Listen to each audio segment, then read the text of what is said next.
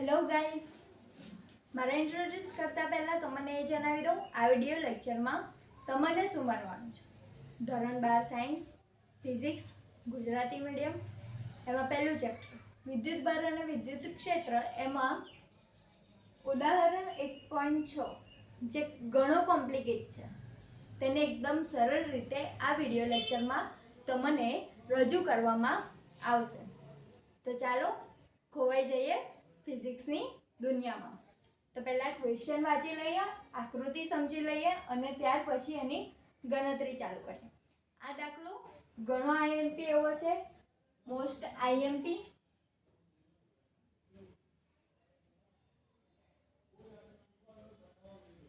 આ દાખલો આઈએમપીમાં કેમ જાય છે એ તમને પહેલાં કહી દઉં. તો કે અત્યાર સુધી આપણે જે બી દાખલા જોયા એમાં 12માં જે આપણે સૂત્ર જોયું કુલમ્બના નિયમનું, એને અકોર્ડિંગ સોલ્વ થતા હતા. હવે આ જે દાખલો મૂકેલો છે, આ દાખલામાં જે આપણે સૂત્ર વાપરવાનું છે એ સૂત્ર અત્યારે 12મા ધોરણમાં આપણે ક્યાંય જોયું નથી. આ સૂત્ર આપણે 11મા ધોરણમાં જ્યારે સદીશોનું ચેપ્ટર ચાલતું હતું તેમાં જોયું હતું કે બે સદીશો હોય અને એનો પરિણામી સદીશનું મૂલ્ય આપણે શોધતા હોઈએ તે એ પરિણામી સદીશનું મૂલ્ય શોધવા માટેના સૂત્ર જે હતા તેમાંનું એક સૂત્ર અહીંયા એપ્લાય થશે. તો આ 11મા ધોરણના સૂત્રના બેઝ ઓન દાખલો છે, એટલે કે કહી શકાય કે આ જે દાખલો છે 12મું ધોરણ અને 11મું ધોરણ બંનેનું કોમ્બિનેશન છે. એટલે આ દાખલો આઈએમપીમાં જાય છે અને પૂછાય તો 3 માર્કમાં પૂછાશે. એટલે કે આ દાખલાના ગુણ 3 માર્કમાં છે અને આઈએમપી એટલા માટે કારણ કે એમાં 11મા ધોરણનું સૂત્ર વાપરવાનું આવે છે. તો પહેલાં વાંચીએ ક્વેશ્ચનને કે આકૃતિમાં દર્શાવ્યા મુજબ ક્યુ, ક્યુ અને -Q વિદ્યુત ભારો ને સમબાજુ ત્રિકોણના શિરોબિંદુ ઉપર મૂકવામાં આવે છે. 3 વિદ્યુત ભાર છે, +Q અને ત્રીજો -Q. એ ત્રણેયને આ સમબાજુ ત્રિકોણના શિરોબિંદુ ઉપર મૂકવામાં આવે છે. જોઈએ આ આકૃતિ ચોપડીમાં જ એટલે કે ક્વેશ્ચનમાં જ આપી દીધી છે. એક શિરોબિંદુ ઉપર Q1 વિદ્યુત ભાર જે Q છે, બીજો Q2 વિદ્યુત ભાર એનું મૂલ્ય પણ Q છે અને ત્રીજો વિદ્યુત ભાર Q3 એનું મૂલ્ય -Q છે. આ ત્રણને શિરોબિંદુ A, B અને C પર મૂકેલા છે. હવે આગળ કે આ દરેક વિદ્યુત ભાર ઉપર કેટલું બળ લાગશે. આ જે દરેક વિદ્યુત ભાર છે Q, Q અને -Q એ દરેક ઉપર કેટલું બળ લાગશે, કેટલું વિદ્યુત બળ લાગશે એ આપણે શોધવાનું છે. તો આકૃતિ પરથી તે આપણે જે પહેલા સદિશ શોધતા હતા એ બધું તો આપી જ દીધું છે. અહીંયા ટોટલ 3 વિદ્યુત ભાર છે. જો 2 વિદ્યુત ભાર હોય તો કુલમ્બના નિયમનું સૂત્ર આપણે એપ્લાય કરી દેતે કે F = K Q1 Q2/r². 3 વિદ્યુત ભારો છે એટલે કે કુલમ્બના નિયમનું એ સૂત્ર આપણે વાપરી શકીએ નહીં. જ્યારે આવી રીતે 2 કરતાં વધારે વિદ્યુત ભાર હોય તો આપણે સંપાતપનાનો નિયમ જોઈ ગયા હતા. સંપાતપનાના નિયમમાં શું કીધું હતું કે જ્યારે 2 કરતાં વધારે વિદ્યુત ભારો હોય એટલે કે એ વિદ્યુત ભાર ઉપર ઘણા બધા કુલંબીય બળ લાગતા હોય, ઘણા બધા વિદ્યુતીય બળ લાગતા હોય, તો એ બધાનો સરવાળો સ્વતંત્ર રીતે સદિશ સ્વરૂપે કરવો પડે. તો આપણે આવી રીતે બધા સદિશો દોરતા હતા અને પછી ફાઇનલ એડિશન એટલે કે સરવાળો કરતા હતા. અહીંયા એ સદિશ સ્વરૂપ આપી જ દીધું છે તો એ સદિશ સ્વરૂપને પહેલા સમજી લઈએ. કહેતા કે આકૃતિ હવે સમજીએ. તો કે Q1 = Q, Q1 = Q અને Q3 = -Q. એટલે કે આ 3 વિદ્યુત ભારો છે જેમાં Q1 ઉપર લાગતું બળ F1, Q2 ઉપર લાગતું બળ F2 અને Q3 વિદ્યુત ભાર ઉપર લાગતું બળ F3 છે. હવે આ Q1 ઉપર બીજા 2 વિદ્યુત ભારો છે, એ 2 વિદ્યુત ભારોને કારણે બળ લાગશે. કઈ ડાયરેક્શનમાં લાગશે તો કે આ પ્લસ છે, આ પણ પ્લસ છે એટલે એકબીજાને અપા કરશે. તો બીજા દ્વારા પહેલા ઉપર લાગતું બળ, બીજા દ્વારા પહેલા ઉપર લાગતું બળ એની દિશા ઓલરેડી આમ તરફ દર્શાવી દીધેલી છે. હવે આ માઇનસ ક્યુ અને પ્લસ ક્યુ બંને વિરુદ્ધ છે, વિરુદ્ધ વીજભારો છે એટલે કે એકબીજાને આકર્ષશે, આકર્ષશે એટલે કે એકબીજા તરફ આવશે. તો ત્રીજા વિદ્યુતભાર દ્વારા પહેલા ઉપર લાગતું બળ F13 ની ડાયરેક્શન એ તરફ દર્શાવી દીધેલી છે. આ બંનેનું પરિણામી સદિશ F1 એની પણ ડાયરેક્શન બતાવી દીધી. એ જ રીતે અહીંયા બીજા વિદ્યુતભાર ઉપર લાગતા બળની ડાયરેક્શન જોઈ લઈએ. તો કે F21 એટલે કે પહેલા દ્વારા બીજા પર લાગતું બળ, બંને પોઝિટિવ છે. પહેલો વિદ્યુતભાર અને બીજો વિદ્યુતભાર બંને પોઝિટિવ એટલે એકબીજાને અપાર કરશે એટલે કે પહેલા દ્વારા બીજા ઉપર લાગતા બળની ડાયરેક્શન આ તરફ છે, બરાબર છે. એવી જ રીતે હવે ત્રીજા વિદ્યુતભાર દ્વારા બીજા ઉપર બળ લાગશે તો કે માઇનસ અને પ્લસ, માઇનસ અને પ્લસ એકબીજાને આકર્ષશે, આકર્ષશે એટલે એકબીજા તરફ આવશે. તો એની ડાયરેક્શન ઓલરેડી બતાવી દીધી છે કે ત્રીજા દ્વારા બીજા ઉપર લાગતું બળ F23. આ બંનેનો પરિણામી સદિશ F2 એ દર્શાવી દીધેલો છે. એવી જ રીતે ત્રીજા વિદ્યુતભાર ઉપર લાગતું બળ માઇનસ અને plus Q1 plus Q3 minus. તો માઇનસ અને પ્લસ એકબીજાને આકર્ષશે, આકર્ષશે એટલે એની તરફ નું ડાયરેક્શન બતાવી દીધેલું છે. પહેલા દ્વારા ત્રીજા ઉપર લાગતું બળ આ તરફ. એવી જ રીતે આ પણ માઇનસ, આ પ્લસ, પ્લસ માઇનસ ફરી આકર્ષશે તો આકર્ષણ એટલે બીજા ડાયરેક્શન ફોર્સની એ પણ આ તરફ રહેશે. બીજા દ્વારા ત્રીજા ઉપર લાગતું બળ, બંને બળની ડાયરેક્શન આવી ગઈ છે. હવે એનું પરિણામી F3 એ પણ દર્શાવી દીધેલું છે. તો દરેક વિદ્યુતભાર ઉપર લાગતું બળ કહેતા કે પહેલા વિદ્યુતભાર ઉપર લાગતું બળ F1, બીજા વિદ્યુતભાર ઉપર લાગતું બળ F2 અને ત્રીજા વિદ્યુતભાર ઉપર બળ લાગતું જે બળ લાગે છે F3 તે આપણે શોધવાના છે. F1, F2 અને F3 એ આપણે અહીંયા શોધવાના છે. હવે આપણે અત્યાર સુધી જોતા હતા એવી રીતે જો કરીએ તો શું થાય? આપણે F1 શોધવું છે તો F1 એટલે એની સાથેના જે બે હોય એનો સરવાળો કરતા હતા. તો F12 સદિશ પ્લસ F13 સદિશ એટલે કે બીજા દ્વારા પહેલા પર લાગતું બળ અને ત્રીજા દ્વારા પહેલા પર લાગતું બળ બંનેનું એડિશન કરો. હવે આગળનું સ્ટેપ શું કરવાના? કારણ કે આપણી પાસે બીજી કોઈ વેલ્યુ જ નથી. વેલ્યુ જો મૂકવી હોય તો કે Q1 * Q2 તો Q2 અપોન બંને વચ્ચેનું ડિસ્ટન્સ એ બી આપણને કંઈ ખબર નથી. માની લો કે r લખીએ તો r2. અહીંયા એવી રીતે કરો તો માઇનસ F13 માઇનસ આ પ્લસ એટલે પ્લસ માઇનસ જો પ્લસ લખીએ કે પ્લસ Q માઇનસ Q તો એ માઇનસ આગળ આવી જશે તો પ્લસ માઇનસ તટસ્થ કે Q2. એ બી અહીંયા સમબાજુ ત્રિકોણ છે એટલે અંતર બી r રહેશે r2. તો આ બંને શું થશે? પ્લસ માઇનસ ઉડી જશે, આન્સર 0. તો પહેલા ઉપર લાગતું બળ પરિણામી બળ 0. આવું તો શક્ય જ નથી કારણ કે વિદ્યુતભાર ઓલરેડી છે અને એ વિદ્યુતભાર એકબીજાને આકર્ષે કે અપાકર્ષે એનો મૂળભૂત ગુણધર્મ છે. તો એ 0 આ કન્ડિશનમાં તો હોવાનું જ નથી. એટલે આ મેથડ જે આપણે અત્યાર સુધીના દાખલામાં કરેલી એ ખોટી હતી. એટલે હવે આપણે 11માનું સૂત્ર વાપરીને આ દાખલાને સોલ્વ કરીશું.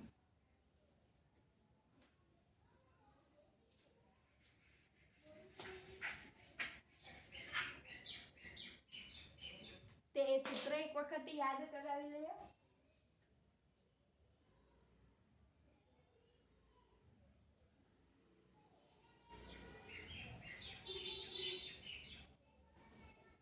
ધારો કે બે સદિશ A અને બીજો સદિશ B છે. એ બંને વચ્ચે થીટા ખૂણો છે. બે સદિશ A અને B છે, બંને વચ્ચે થીટા ખૂણો છે. તો એમનું પરિણામી સદિશ શોધવો છે, એનું મૂલ્ય શોધવું છે. તો આ સૂત્ર પરથી મેળવી શકાય કે પરિણામી સદિશ એને ધારો કે C કહી દઈએ તો C = અંડર રૂટ પહેલા સદિશનો વર્ગ એટલે કે a નો વર્ગ વત્તા બીજા સદિશનો વર્ગ એટલે b સ્ક્વેર વત્તા 2 પહેલો સદિશ ગુણ્યા બીજો સદિશ, પહેલો સદિશ ગુણ્યા બીજો સદિશ, અને એ બંનેનો જે ખૂણો છે એનું કોસનું સ્વરૂપ એટલે કે કોસ થીટા. આપણું સૂત્ર હતું કે બંનેનો પરિણામી સદિશ શોધવો હોય તો આખાના રૂટમાં પહેલા સદિશનો વર્ગ એટલે કે a નો વર્ગ a સ્ક્વેર વત્તા બીજા સદિશનો વર્ગ એટલે કે બીજો સદિશ b એનો વર્ગ વત્તા 2 પહેલો સદિશ ગુણ્યા બીજો સદિશ એટલે કે a * b અને જે થીટા હોય એનું કોસ સ્વરૂપ એટલે કે કોસ થીટા. આ સૂત્રની મદદથી હવે આપણે f1 f2 અને f3 શોધીશું. તો સૌથી પહેલા f1 શોધીએ. ત્યાર પહેલા આપણે એ જોઈ લઈએ અત્યારે જે આપણે ઇક્વેશન લાવેલા તે કે મોડ્યુલસમાં f12 સદિશ ઇઝ ઇક્વલ ટુ મોડ્યુલસમાં f13 સદિશ ઇઝ ઇક્વલ ટુ મોડ્યુલસમાં f23 સદિશ, જે બી અહીંયા સદિશ આપેલા છે બધા કે મોડ્યુલસમાં લખતા મોડ્યુલસમાં f21 સદિશ, મોડ્યુલસમાં f31 સદિશ, મોડ્યુલસમાં f32 સદિશ. ટોટલ 6 સદિશ આપ્યા હતા 1 2 3 4 5 6 1 2 3 4 5 6 6 આવી ગયા. અત્યારે આપણે જોયું બધાનો આન્સર શું આવતો હતો, એકનો +kq²/r², બીજાનો -kq²/r². તો બધાનું મોડ્યુલસ લઈએ તો આન્સર ફાઇનલ શું આવે લોકોનો kq²/r². ધારો કે આપણે આને f કહીએ છીએ. તો ધારો કે f12 સદિશ ઇઝ ઇક્વલ ટુ f13 સદિશ ઇઝ ઇક્વલ ટુ f23 સદિશ ઇઝ ઇક્વલ ટુ f21 સદિશ ઇઝ ઇક્વલ ટુ f31 સદિશ ઇઝ ઇક્વલ ટુ f32 સદિશ ઇઝ ઇક્વલ ટુ kq²/r². એના બરાબર f ધારતા, એના બરાબર શું ધારતા f ધારતા. હવે ગણતરી આપણે કયો સદિશ જોઈએ f1 સદિશ. f1 સદિશ શોધવા માટે આખાનું રૂટ જો આવી જ કઈ કન્ડિશન છે f1 અને પરિણામી સદિશ વચ્ચેથી શોધવાનો છે એટલે કે c ની જગ્યાએ f1 સદિશ અંડર રૂટમાં પહેલો સદિશ નો વર્ગ એટલે કે f12 સદિશનો વર્ગ, f12 સદિશનો વર્ગ પ્લસ બીજા સદિશનો વર્ગ એટલે કે f13 સદિશનો વર્ગ પ્લસ 2 પહેલો સદિશ ગુણ્યા બીજો સદિશ એટલે કે f12 * f13 અને એમની બંને વચ્ચેનો જે ખૂણો હોય એનો કોસ સ્વરૂપ. તો કોસ, હવે અહીંયા થીટા કયો બનશે એ જોઈએ. તો કે અહીંયા કયો ત્રિકોણ કીધો સમબાજુ ત્રિકોણ. તો સમબાજુ ત્રિકોણ હોય ને ત્યારે અંદરના બધા જ ખૂણા 60 ડિગ્રીના હોય. અંદરના બધા જ ખૂણા 60 ડિગ્રીના હોય. અંદરના બધા જ ખૂણા 60 ડિગ્રીના હોય. તો આખું 180 થાય. આખી આવી લાઈન હોય તે 180 ની થાય. એમાંથી આપણને 60 આપી દીધું તો બાકીનું 180 માંથી 60 બાદ કરતા કેટલું બચે તેટલું મળે. આખું 180 એમાંથી 60 આવી ગયો તો બાકીનો 180 -60 આખું 180 એમાંથી આટલું 60 ડિગ્રી આવી ગયું. તો જે બાકીનો પોર્શન બચ્યો એ 180 - 60 તો બચશે કેટલા 120.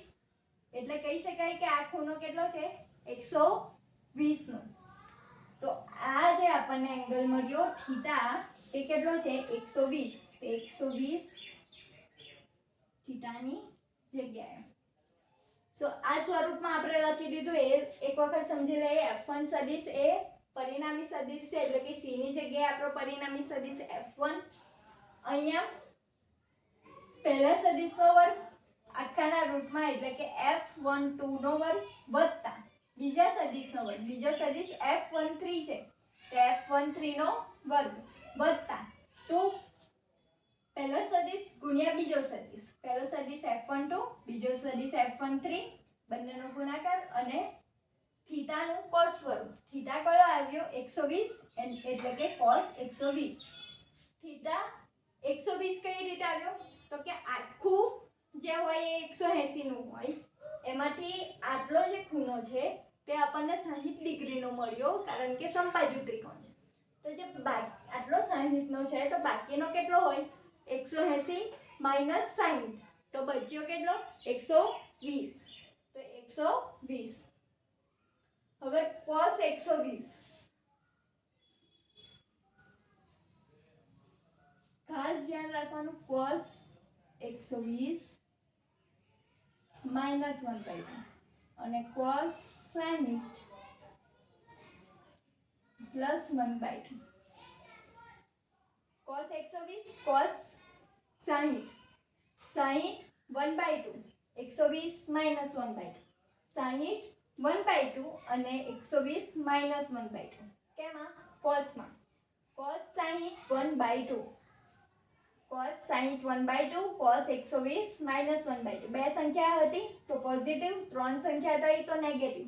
યાદ રાખવા માટે બે સંખ્યા હતી તો પોઝિટિવ, ત્રણ સંખ્યા થઈ તો નેગેટિવ. બે સંખ્યા હતી તો પોઝિટિવ, ત્રણ સંખ્યા થઈ તો નેગેટિવ. એટલે કે cos 60 1/2 cos 120 માઈનસ 1/2 થાય. તો અહીંયા હવે આગળ ગણતરી કરીએ.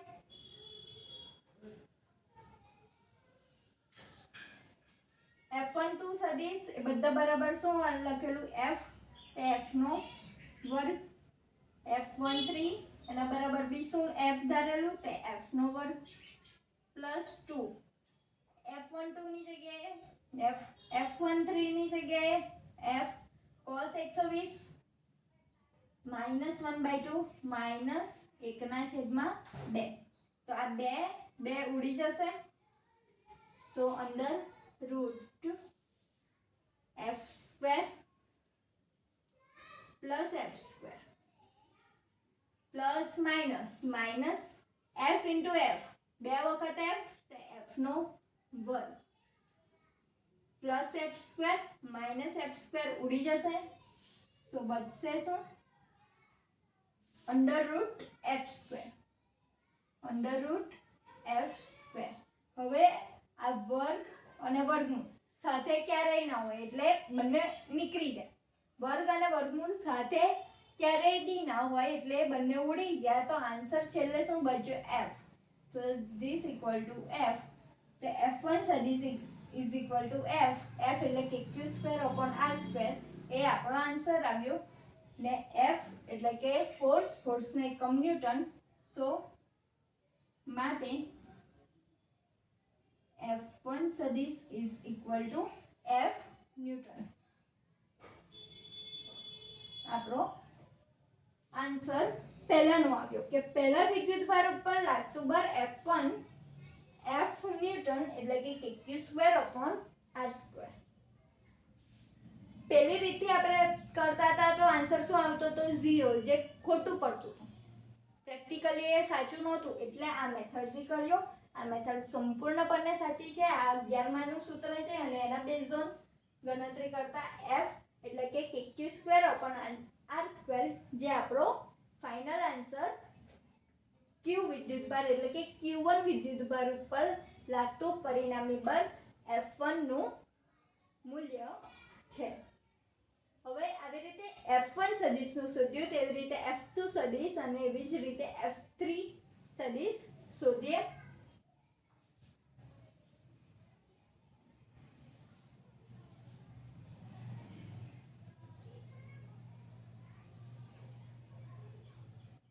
તો એવી જ રીતે f2 સદિશ ઇઝ ઇક્વલ ટુ √ f2 ક્યાં છે અહીંયા છે.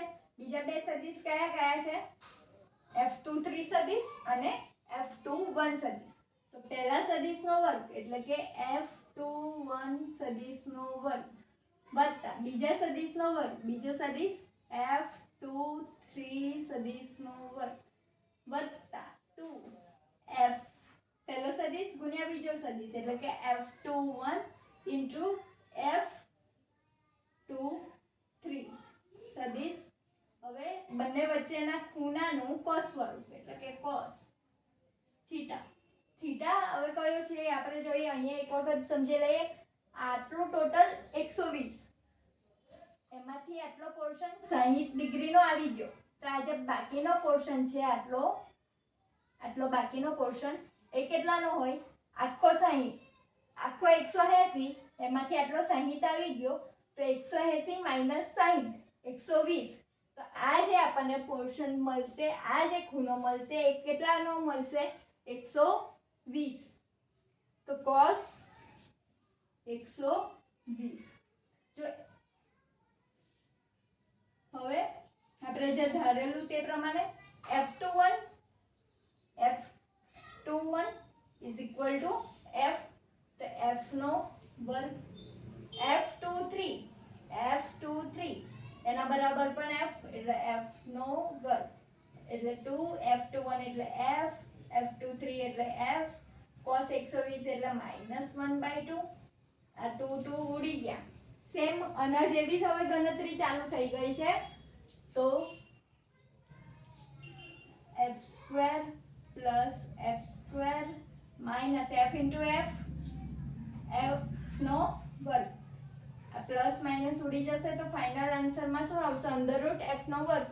એટલે કહેતા કે f2 સદિશ is equal to f newton. આ થોડું ડાયરેક્ટ લખ્યું છે કારણ કે આગળ આપણે જોઈ ગયા છે. આ ગણતરી કર્યા બાદ અંડરરૂટ f નો વર્ગ અને વર્ગમૂળ ક્યારેય એકબીજાની સાથે ના હોય એટલે બંને કેન્સલ થઈ જાય. તો ફાઇનલ બચશે શું? f. બળનો એકમ ન્યૂટન એટલે ન્યૂટન. તો આ બીજા વિદ્યુતભાર ઉપર લાગતું બળ f2 એ આપણે શોધી કાઢ્યું છે. જે બી કેટલા છે? f newton. f એટલે kq²/r².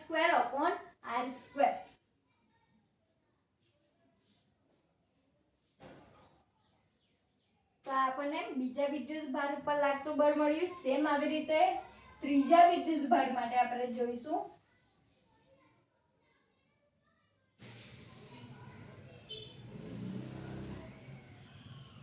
માટે ત્રીજા વિદ્યુતભાર ઉપર લાગતું બળ f3 સદિશ ઇઝ ઇક્વલ ટુ અંડરરૂટ પહેલા સદિશનો વર્ગ. બે સદિશ છે f3 પાસે, એક f31 અને એક f32. તો પહેલા સદિશનો વર્ગ એટલે કે f31 સદિશનો વર્ગ વત્તા બીજા સદિશનો વર્ગ, બીજો સદિશ f32 સદિશનો વર્ગ વત્તા 2 પહેલો સદિશ ગુણ્યા બીજો સદિશ. પહેલો સદિશ f31 સદિશ ગુણ્યા બીજો સદિશ f32 સદિશ અને cos સ્વરૂપ કોનું? થીટાનું. હવે અહીંયા થીટા ડાયરેક્ટ આપણને ખબર છે કે બંને વચ્ચેનો થીટા કેટલો છે? 60. તો cos નું કયું સ્વરૂપ આવશે? cos 60 degree. તો હવે આગળ અહીંયાથી જ કે f31 સદિશ ઇઝ ઇક્વલ ટુ f. તો f² પ્લસ f32 સદિશ ઇઝ ઇક્વલ ટુ f. તો f નો વર્ગ 2 f31 એટલે f, f32 એટલે પણ f અને cos 60 એટલે 1/2. તો 1/2 2 ઉડી ગયા. હવે આ થોડી અલગ પ્રકારની ગણતરી આવે છે. અંડરરૂટ f² વત્તા f². અત્યાર સુધી અહીંયા માઇનસ આવી જતું હતું પણ હવે અહીંયા માઇનસ નથી કારણ કે આગળ બધામાં cos 120 આવ્યો અને cos 120 માઇનસ cos 60 પોઝિટિવમાં આવે. પોઝિટિવમાં 1/2 પ્લસ પ્લસ જ રહેશે. તો પ્લસ f ઇન્ટુ f, બે વખત f તો f નો વર્ગ. તો f નો વર્ગ. સો અંદર થયું √ 3 વખત f square plus f square plus f square એટલે 3f સ્ક્વેર. હવે અહીંયા તો ફાઇનલ f3 સદિશ ઇક્વલ ટુ 3 અને f નો વર્ગ. અહીંયા 3 નું રૂટ નહીં નીકળે એટલે √3. બાકી બચશે અંદર રૂટ f નો વર્ગ, તો વર્ગમૂળ તો કેન્સલ થઈ જવાના, તો બચશે ખાલી f, તો √3f. બળનો એકમ ન્યૂટન, સો ન્યૂટન. તો આપણો શું થયો આ ફાઇનલ આન્સર? શાનો ફાઇનલ? ત્રીજા વિદ્યુત ભાર ઉપર લાગતા બળનો final answer F3 √3f newton. શરૂઆતના બે જે આન્સર આવેલા તે સેમ હતા, f ન્યૂટન એટલે કે k²/r². ફાઇનલ આન્સર ત્રીજાનો જે હતો તે અલગ આવ્યો √3f એટલે કે √3 × kq²/r². તો મોસ્ટ IMP દાખલો છે 11મું અને 12મું ધોરણ બંનેનું કોમ્બિનેશન કહેવાય. એ અહીંયા સંપૂર્ણ રીતે પૂર્ણ થાય છે. એક વખત ફરી સમજી લઈએ કે આકૃતિમાં દર્શાવ્યા મુજબ +q અને -q વિદ્યુત ભારો સમબાજુ ત્રિકોણના શિરોબિંદુ ઉપર મૂકવામાં આવે છે. ત્રિકોણ કયો છે? સમબાજુ ત્રિકોણ. સમબાજુ ત્રિકોણ એટલે એના અંદરના બધા ખૂણા કેટલા હોય? 60 ના. +q અને -q ત્રણેય શિરોબિંદુ A, B અને C પર મૂકેલા છે. આ દરેક વિદ્યુત ભાર ઉપર કેટલું બળ લાગશે એ શોધવાનું છે. તો કે q1 પર લાગતું બળ F1, q2 પર લાગતું બળ F2 અને q3 પર લાગતું બળ F3. હવે સંપર્કના નિયમ મુજબ પહેલા વિદ્યુત ભાર ઉપર બીજા અને ત્રીજા બંનેને કારણે બળ લાગશે. તે બળની ડાયરેક્શન ઓલરેડી આકૃતિમાં આપેલી જ હતી, અને આકૃતિ ઓલરેડી ક્વેશ્ચનમાં એટલે કે ચોપડીમાં આપી જ હતી, બધી જ લખેલી છે. એમાં સેમ બધા બળની ડાયરેક્શન દર્શાવેલી છે, q1 પર લાગતા બળની, q2 પર લાગતા બળની અને q3 પર લાગતા બળની. હવે બે સદિશ આપણને મળી જાય છે, એના પરથી બે સદિશનું પરિણામી મૂલ્ય આપણે શોધવાનું છે. દિશા તો એ લોકોએ ઓલરેડી આપી જ દીધી છે. તો એ મૂલ્ય શોધવા માટે આપણે 11માના સૂત્રનો ઉપયોગ કર્યો છે. બે સદિશ A અને B છે, એમની વચ્ચેનો ખૂણો થીટા છે. એમનું પરિણામી સદિશનું મૂલ્ય શોધવાનું છે. તો એ પરિણામી સદિશને આપણે C કીધું છે. તો C આખાના રૂટમાં પહેલા સદિશનો વર્ગ એટલે A નો વર્ગ વત્તા બીજા સદિશનો વર્ગ એટલે કે B નો વર્ગ વત્તા 2 પહેલું સદિશ ગુણ્યા બીજો સદિશ એટલે કે A × B અને એ બંને વચ્ચેના ખૂણાના cos સ્વરૂપ. બંને વચ્ચેનો ખૂણો થીટા એનું cos સ્વરૂપ એટલે કે cos થીટા. આ આખું સૂત્ર છે જેના પરથી પરિણામી સદિશનું મૂલ્ય મળશે. આ જે છે ખાલી મૂલ્ય મળશે એટલે કે માનાંકમાં C સદિશ બધા માનાંકમાં આવશે. આ જે મળ્યા છે આપણને મૂલ્ય એટલે માનાંકમાં દર્શાવવાના.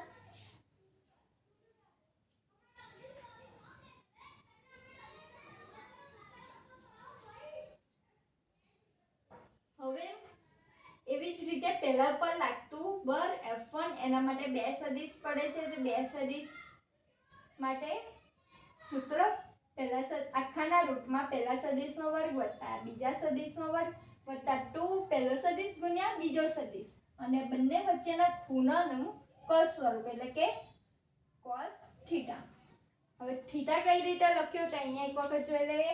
આખું 180 એમાંથી આટલો પોર્શન 60 ડિગ્રીનો આવ્યો. તો જે બાકીનો પોર્શન બચે એ બાકીનો પોર્શન કેટલો? તો કે 180 - 60 તો બચ્યો 120. તો જે બાકીનો જે પોર્શન છે, બાકીનો જે ખૂણો બચે છે એ થીટા કેટલો છે? 120. સેમ અહીંયા પણ એ ખૂણો કેટલો બને છે? 120 અને અહીંયા 60નો. આ અંદરના ખૂણા કેમ 60ના લીધા? કારણ કે સમબાજુ ત્રિકોણ છે. સમબાજુ ત્રિકોણ હોય તો અંદરના બધા ખૂણા 60 ડિગ્રીના લેવાય. એટલે આ જે બે સદિશ વચ્ચેનો ખૂણો બનતો હતો એ 60 ડિગ્રીનો આવ્યો તો અહીંયા 60 ડિગ્રી. હવે જે આમાં cos ની વેલ્યુ મૂકવાની હતી તે cos 120 -1/2 અને cos 60 +1/2. બે વેલ્યુ હતી, બે ડિજિટ હતા તો પ્લસ, ત્રણ ડિજિટ હતા તો માઇનસ. બે ડિજિટ હતા તો પ્લસ, ત્રણ ડિજિટ હતા તો માઇનસ. એવી રીતે યાદ રાખજો. આ બધા સદિશો બરાબર આપણે kq² r² મૂલ્ય આવતું હતું એના બરાબર f ધારી લીધું. તો આના બરાબર f, આના બરાબર f, 2f * f cos 120 -1/2, 2 ઉડી ગયા, પ્લસ માઇનસ આ પ્લસ માઇનસ માઇનસ તો f² + f² plus minus minus f * f, બે વખત f તો f² પ્લસ f² f² બંને ઉડી ગયા તો બચ્યું ખાલી √f². વર્ગ અને વર્ગમૂળ ક્યારે એકબીજાની સાથે ના હોય એટલે બંને ઉડી ગયા. તો ફાઇનલ આન્સર f1 સદિશનો